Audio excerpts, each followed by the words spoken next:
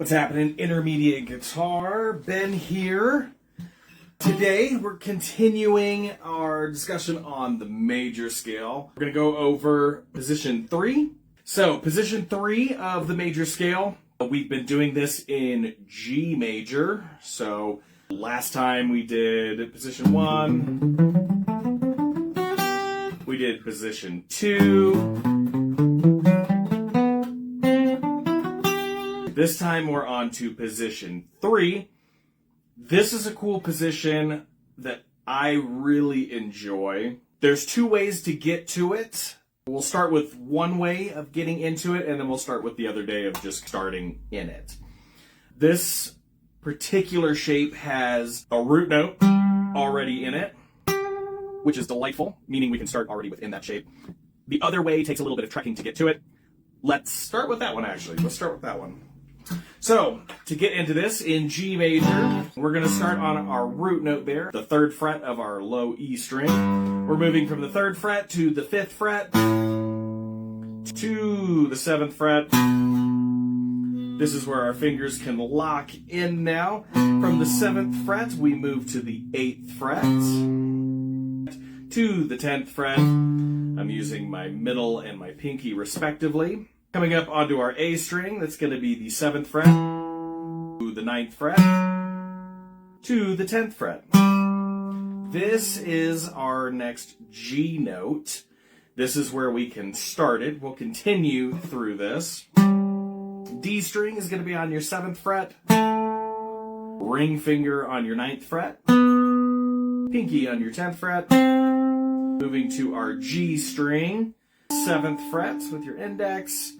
I like to use my middle finger for this one, for the 9th fret of that G string, because I then need my pinky on the 11th fret. I'm going to shift this exact same passage over one. It's going to be the 8th fret of the B string.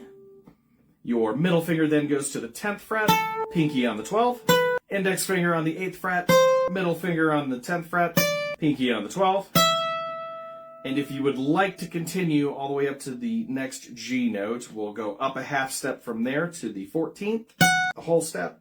Did I say a half step? It's a whole step. From the 12th to the 14th, and then a half step to the 15th fret. That is position 3.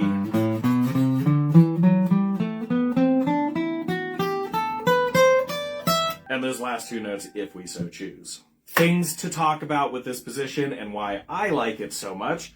A few reasons. First and foremost, I have a root note there at the 10th fret of the A string, so I would just start that whole shape from there. There's my next root note there at the 8th fret of the B string. So continue back down to that root note.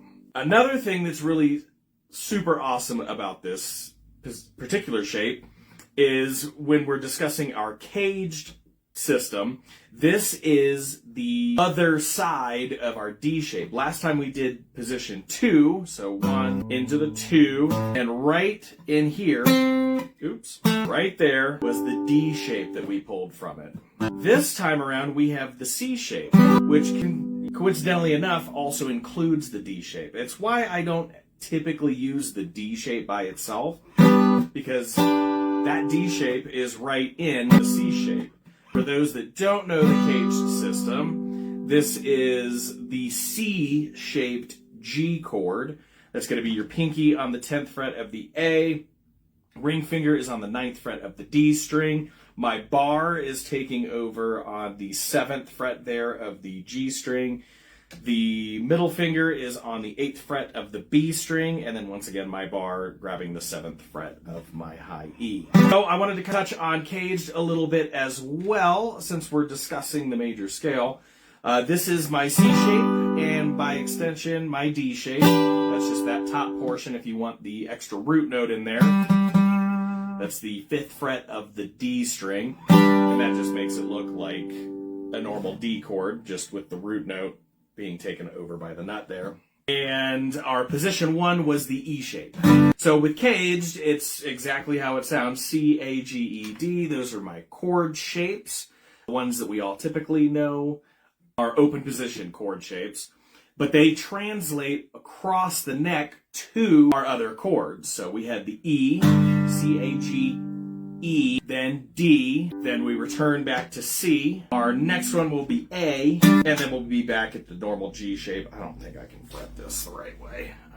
I'm out of frets and out of fingers. There it is. But that's just our normal G shape, so CAGED. Now, the big thing to take away from CAGED, and I just had a student, we were just talking about this, the CAGED is not the end-all, be-all for soloing or anything like that. What it is very nice for is showing you where your triads, your chord tones are going to be.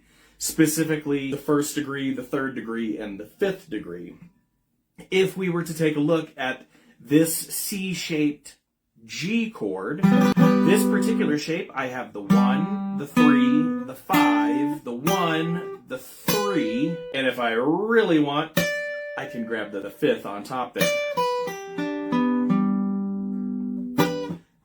That's CAGED. And really what that kind of boils down to is when you are doing any sort of lead playing, if the chord happens to be, obviously G major is going to work over that.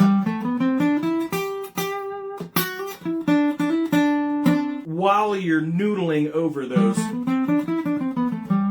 the resolved notes, anytime you end a phrase or end a lead passage, if that's the chord that the song is landing on, I want to land on any one of those notes to really solidify the idea that I'm playing G. 2 doesn't sound that great to land on unless it's followed by a resolved note. Same with the 4. If I'm 1, 2, 3, 4, that wants to resolve on the resolved notes. That's the reason why the 2 and the 4 are called suspensions. The 6 is also kind of a culprit in there as well. The 7 is one of the few notes that are okay to land on because the 7th note goes into a major 7 style chord, and all a major 7 chord is really just an extension of a major chord. So the 7 will also be a nice note to land on.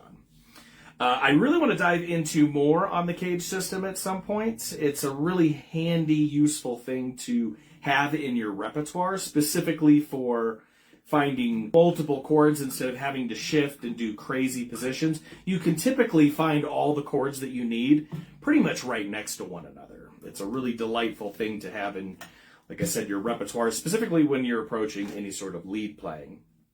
The other thing to touch on this, I know I mentioned this in the last video, but if we remember our relative scales, if we take that G note right there and we move up to the 6th degree, we go 1, 2, 3, 4, 5, 6, and we find out what that 6th note is. In this case, it's an E. That is our relative minor scale. It is the reason why I also very much like this shape a lot. Not only is it my C shape, that's a really common arpeggio that's very much that sweep sort of passage sort of thing. But since my relative is E, that means that this scale is also my E minor scale. It's that wonderful relative thing. And it is indeed, if I were to play the E note that's in there, it's the exact same phrase, and it's E natural minor, or E aeolian, depending on the context that you're referring to. It's the same thing, it's just one is the reference to it being a mode, the other is just what the scale is called. Same thing, tomato, potato, all that wonderful stuff.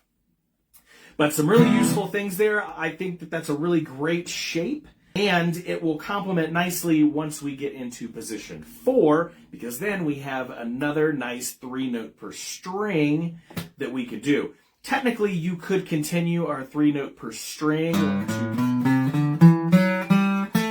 right in here, or even, I almost think this might be better. Maybe not. suppose you could do it any number of ways, to be honest. That's just not very comfortable. There's a big shift right there. I think typically this 3-note per string passage complements nicely with this one, which will be a combination of position 3 and 4. This was 1 and 2, and then you'll have 3 and 4. There is a murky one that you can get away with in between the 2 and the 3. But the jump there isn't as comfortable because it's quite a big shift over. Either way, you should definitely play with that. All sorts of different practice exercises you can do with this, of course, like with any other. Moving in thirds, that sort of idea with each note. Moving in groups of 3, 1, 2, 3, 2, 3, 1, 2, 3, 1, 2, 3, 1, 2, 3, and so on and so forth. Moving in groups of 4s, 1, 2, 3, 4, 1, 2, 3, 4, 1, 2, so on and so forth. But really just kind of focusing on that particular position. Because you're starting that root note with your pinky, it's a little bit of an obscure shape.